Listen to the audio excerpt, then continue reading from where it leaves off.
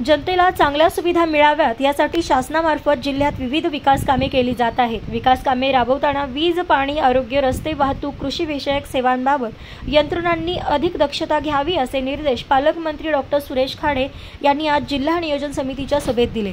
जिल्हा नियोजन समितीची सभा पालकमंत्री डॉक्टर सुरेश खाडे यांच्या अध्यक्षतेखाली आज जिल्हा नियोजन समितीच्या सभागृहात झाली। बैठकीस नवनिर्वाचित खासदार धैर्यशील माने, विशाल पाटील, आमदार सर्वश्री अरुण लाड, जयंत आसवगावकर, विश्वजित कदम, मानसिंग नाईक, सुधीर गाडगीळ, सुमनताई पाटील, विक्रम सावंत, जिल्हाधिकारी डॉक्टर राजा दयानिधी, मुख्य कार्यकारी अधिकारी तृप्ती धोडमिसे, महापालिका आयुक्त शुभम गुप्ता, पोलीस अधीक्षक संदीप घुगे, जिल्हा नियोजन अधिकारी अशोक पाटील यांच्यासह जिल्हा नियोजन समितीचे सन्माननीय सदस्य व जिल्हास्तरीय यंत्रणांचे प्रमुख उपस्थितीत होते। पालकमंत्री डॉक्टर खाडे म्हणाले, जिल्ह्यात सुरू असलेली विकास कामे दर्जेदार आणि गुणवत्तापूर्ण होण्याबरोबरच ती मुदतीत पूर्ण व्हावीत।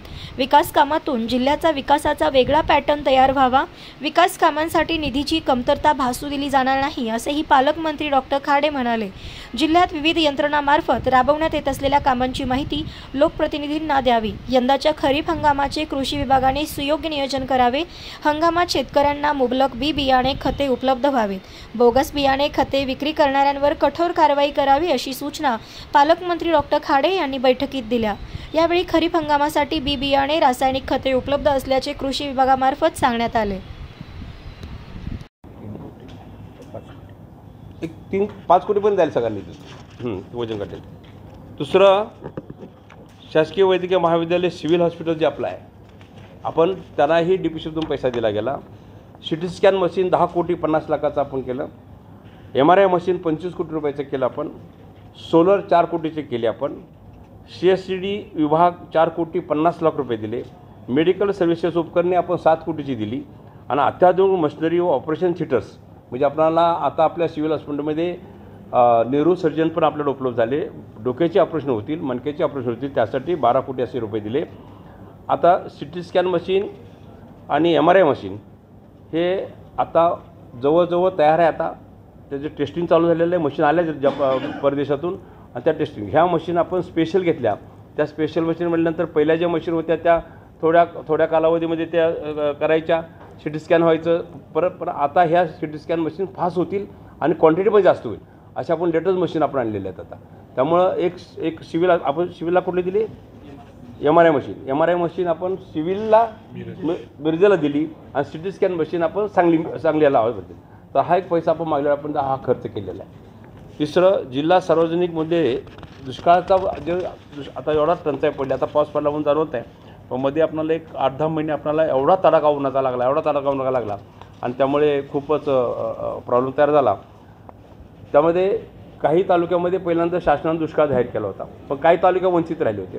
पण त्यासाठी 10च्या 10 तालुके आम्ही दुष्काळामध्ये टंचाईमध्ये आपण घेतले, ते काम आपण केलं।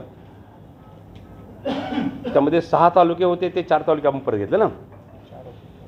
4ला दुष्काळ होता, 6 नव्हते। 4ला दुष्काळ पहिला जाहीर केला, पण 6 नव्हते। 6 तालुके आपण त्यामध्ये ॲड करून आपण ते घेतले।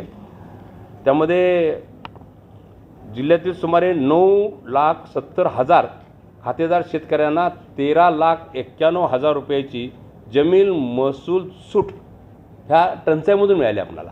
दुष्काळामध्ये हे महसूल सूट मिळते, तर ती सूट दिली गेली।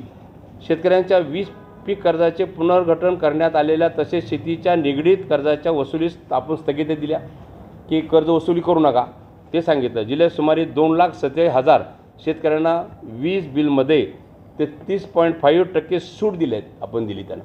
त्याची रक्कम 100 कोटी रुपये वीज बिलात सूट आपल्याला सगळ्या जिल्ह्याला मिळाली। शालेय विद्यालयीन विद्यार्थ्यांना परीक्षेत शुल्क सूट दिले आपण त्यांना। आवश्यक येथे 100 टँकरद्वारे 101 गावामध्ये पिण्याच्या पाण्याचा पुरवठा करण्यात आला। ते भाग आहे मग जतचा भाग आहे, तो लास्टचा टोकाचा भाग आहे, तिथं अजून पाणी पोचलं नाही। त्यामुळे आपल्याला 2 टप्प्याचं पाणी पोचलं नाही, त्यामुळे तिथं काय टँकरची जरा सोय आपल्याला त्यावेळी ते करायला लागली त्यांना। या कारण ह्या टंचाईमध्ये कुठल्याही पैशामुळं कुठल्याही शेतकऱ्याचं वीज खंडित केलेलं नाही आहे। त्यामुळे ते आदेश दिले होते आपण की कुठे वीज खंडित करायची नाही आपण। आणि मध्यम दुष्काळ जाहीर केलेल्या मिरज, खानापूर, कडेगाव, शिराळा या तालुक्यामध्ये 39,000 शेतकऱ्यांचा सुमारे 32 कोटी रुपये दुष्काळ सहाय्य निधीमधून आपण त्यांना मदत केली। आपण किती आहे? 32 कोटी आहे।